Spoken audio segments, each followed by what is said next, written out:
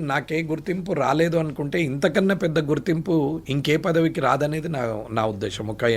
ప్రజలు నేను గొప్పగా ప్రజలందరికీ తెలిసింది గొప్పగా ఇద్దరు ముఖ్యమంత్రుల మీద, అంటే ఒక మాజీ ముఖ్యమంత్రి, ఒక ప్రజెంట్ ముఖ్యమంత్రి, లేదా ఆ టైంలో అప్పటి ముఖ్యమంత్రి, కాబోయే ముఖ్యమంత్రి, ఏది చెప్పినా ఇద్దరి మీద, ఆ పెద్దోళ్ళ మీద గెలవడం వల్ల నాకు ఎలివేషన్ వచ్చిందనేది ప్రజలందరూ అనుకుంటుంటారు.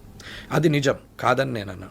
కానీ నేనెప్పుడు అట్లా ఫీల్ కాలేదు. నేను ఎప్పుడు ఏమని ఫీల్ అవుతానంటే, రూపాయి తీసుకోకుండా, ఒక్క సీసా మందు పంచకుండా, వితౌట్ బ్రైబ్తోని, ఒక్క లంచం అనేది పదమే లేకుండా ఓటేసిన ప్రజలు ఉన్నారు చూడండి, వాళ్ళు గొప్పోళ్ళు అనేది నేను ఫీల్ అవుతాను.